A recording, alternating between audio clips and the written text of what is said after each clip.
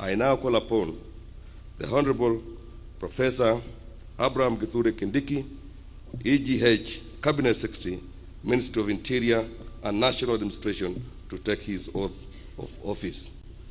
Welcome, Wazir.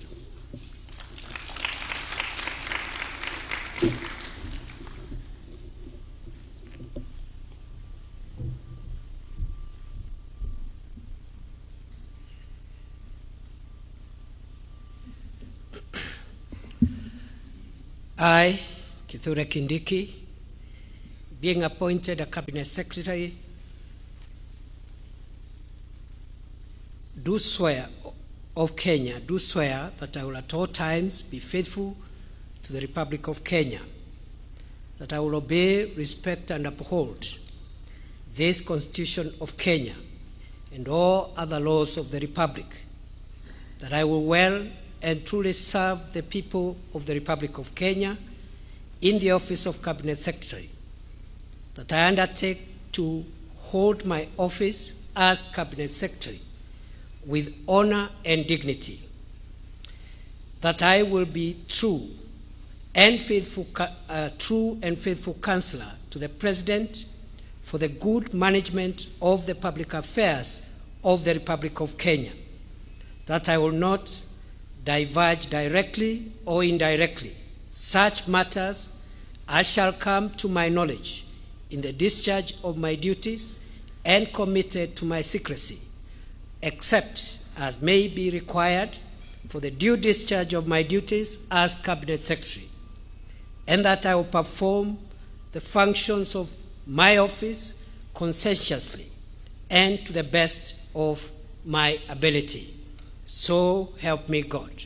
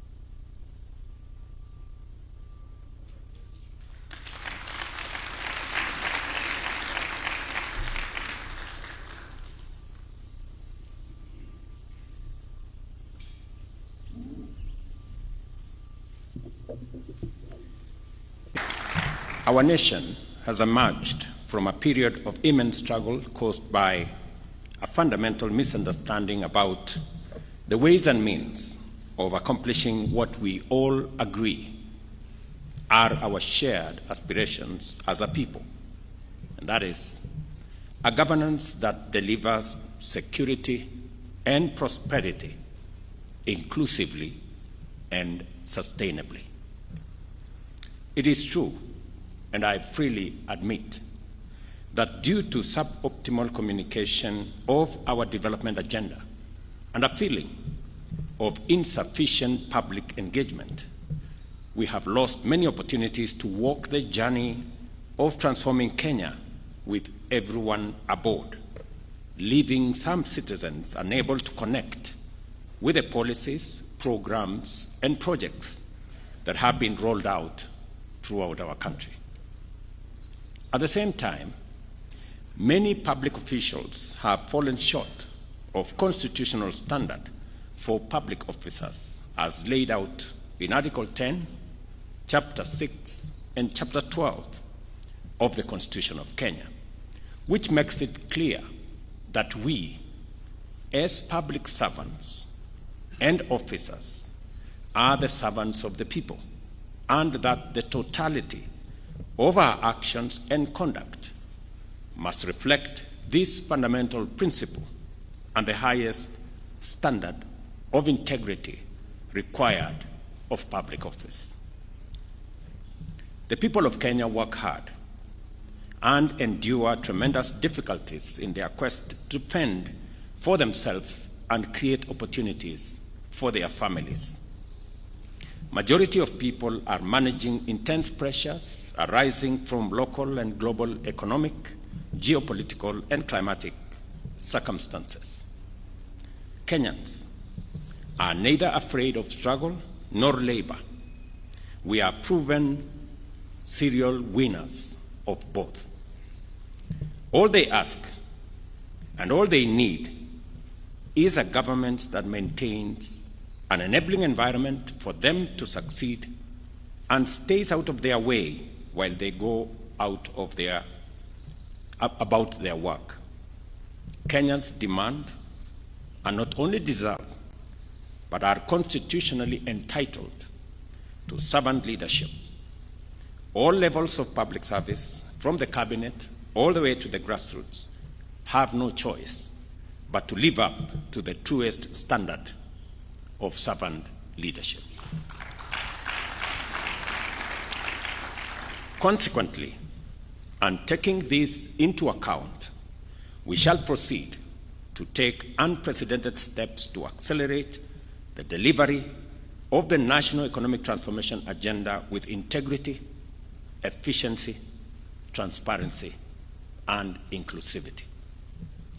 During the past month, I have made effort to keep my promise to engage in extensive consultations with leaders from diverse sectors, both public and private, with a view to constituting a broad-based government powered by an inclusive bipartisanship that will accelerate and turbocharge the radical transformation of not just our economy, but also our country. More than ever, it is clear that we are fully united by a shared devotion to secure a prosperous Kenya that serves all of us. For this reason, I am persuaded that this moment in the life of our nation calls on us to build a strong team of rivals to give our transformation agenda the best chance of success and to enhance inclusivity in our national development. With the formation of this broad-based government that brings together former political rivals into one selfless patriotic team, we will unlock the potential of our country that has long been denied us by factional and sectarian competition. Our potential as a nation and the attainment of that potential have often been undermined by divisions arising from political competition. Where Kenya is today, while competition is healthy and good, there is a moment where the interest of a nation is greater than the interest of a political formation. This is such a moment, and it is the reason why I have reached out across the aisle to bring on board the knowledge, expertise, and experience of deserving Kenyans, though belonging to a different political formation. I am persuaded that a moment such as this in the history of our nation calls on patriotic citizens to forge an alliance of rivals, to harness our collective political capital, knowledge, and expertise to take the strides necessary to make our country great. With profound gratitude, I commend the leaders and citizens from all walks of life who reached out, participated in, and otherwise supported the consultations, not only for the patriotism which inspired them to place Kenya before their personal, sectarian, or partisan agenda, but also for invoking the spirit of bipartisan dialogue, which has never failed to reconcile bitter rivals and unite fierce competitors in navigating critical junctures throughout the history of our nation. It is this noble spirit, this willingness to negotiate, to listen, to find common ground in the middle of conflict that drew our freedom fighters from the forest to the negotiating table at Lancaster House in London. It is also this wonderful gift that brought together the agitators of the second liberation from the streets to the inter-parties parliamentary group dialogue, and thereafter to the bombers of Kenya, where our constitutional history was properly written. The ability to talk things out also enabled Kenyans to pull the nation back from the brink of an existential precipice and embark on a national accord which gave birth to the institutional dispensation that we are still working to perfect today. Here we are again today, called upon to remember the lessons of history, to live up to the demand of this moment, and set aside our partisan interests in order to show up for Kenya. The work of making our nationhood more perfect through inclusion, unity, equity, and social justice must begin by speaking with each other, listening to one another, and recognizing that every one of us wants the best for this nation. And all of us have a part to play in making Kenya great.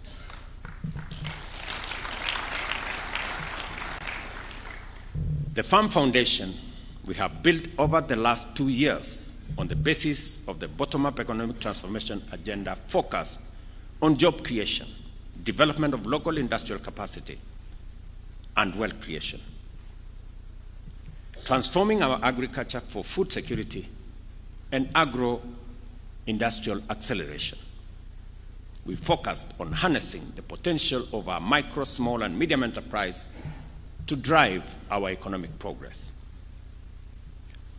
We've also endeavored to exploit the opportunities of our digital superhighway to promote technological and creative capabilities on a higher scale, creating opportunities for digital jobs, making sure that we also invest in universal health coverage to provide all citizens without discrimination with high-quality health care through social health insurance and the employment of thousands of healthcare professionals to provide promotive, preventive, as well as curative services, as I have worked with counties.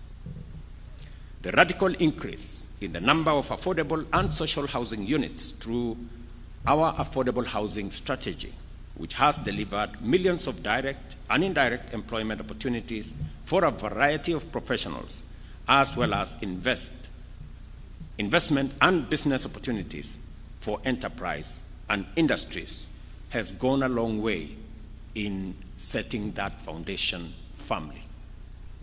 The reconstituted cabinet, therefore, will accelerate the attainment and will build on this solid foundation already built over the last 2 years, but additionally will focus on the following critical areas.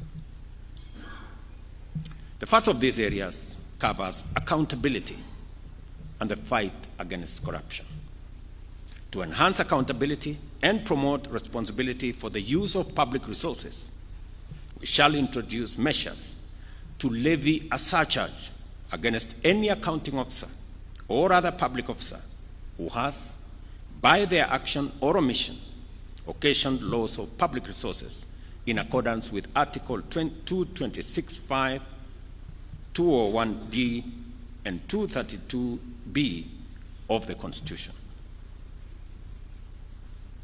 To eliminate the ghost worker payroll fraud at all levels of government, we shall also implement a unified personal identification system for all persons working across all arms of government, including constitutional offices.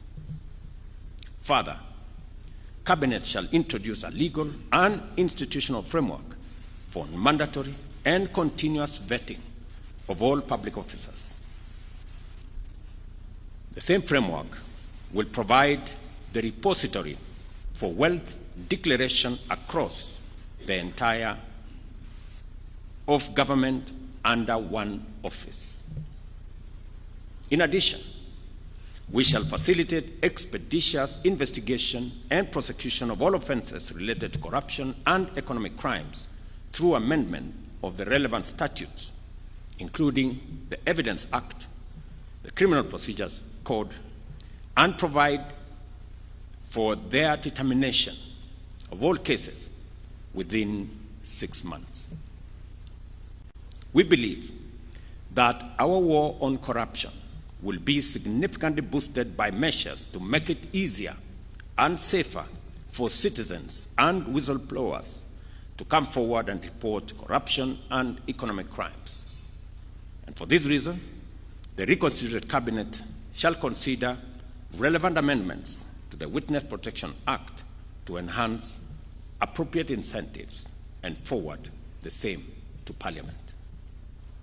Further, as I indicated in my earlier address, I have engaged with the parliamentary leadership with a view to expediting the enactment of the Conflict of Interest Bill and expressed my determination to sign a robust, effective instrument into law in due course.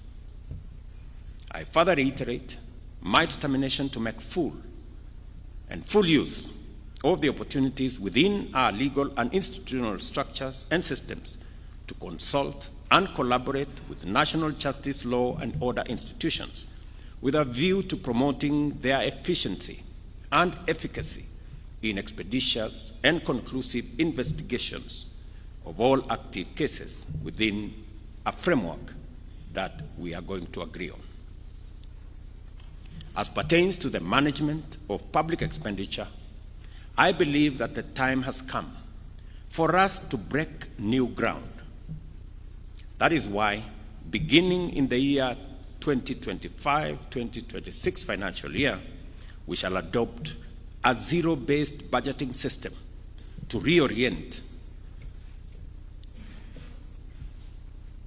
budgeting and expenditure frameworks of government. Similarly, we shall exploit the power of information and communication technology to radically diminish opportunities for corruption, conflict of interest, and abuse of office by digitizing procurement and making it open and transparent.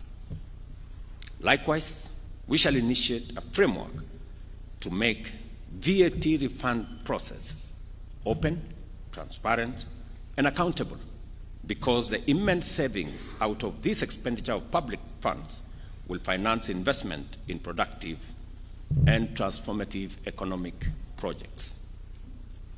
The reconstituted Cabinet will also collaborate with Parliament to develop legislative measures to promote local manufacturing, value addition, and job creation by restricting the importation of those products that can be competitively produced by our domestic industrial capacity. We stand at the beginning of a new chapter of our country's governance and development. The women and men who have been appointed to serve the nation in the reconstituted Cabinet have today embarked on a mission that cannot and must not fail.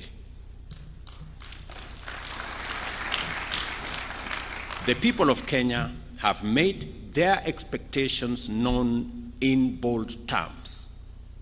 They have also made their intolerance for failure, inefficiency, corruption, and ineptitude equally clear. As champions of the nation's development agenda, you will be team players, servants. Let me repeat that.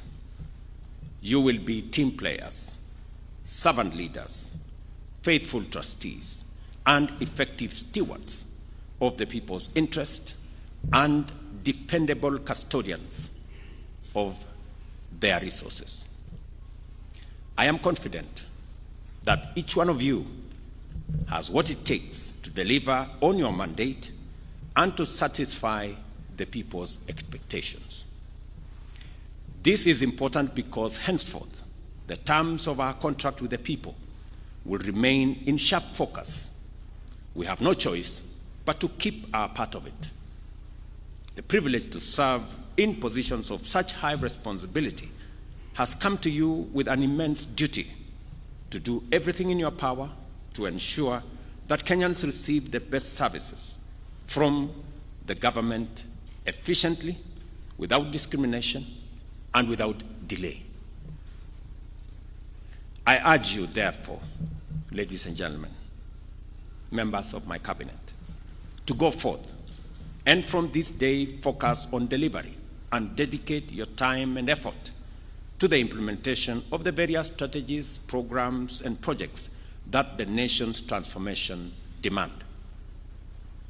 I encourage you to make the people of Kenya your first and only priority, and to never let your own interests come in the way of your duties. I give you my assurance of my full support in discharging your mandate and in executing a reimagined and catalyzed transformation agenda. I have already given my undertaking to be the foremost steward of public resources and embrace my accountability for its proper use. Therefore, it is important to make it clear that my support for you ends if it conflicts with my accountability to the people of Kenya. Let us therefore work together in doing the right thing, and we collectively will be assured of success. I pray that the Almighty God grants you strength, wisdom, clarity, and focus as you assume office, and wish you success in your new assignment.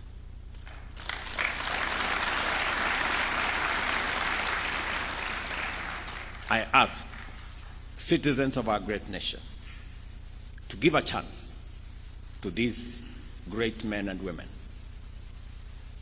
to this new cabinet, and to support them to deliver on the mandate that has been given to them constitutionally, and as they perform their duties in the best interest of our country. Thank you very much. God bless you. God bless our great country, Kenya. Asanteni sana.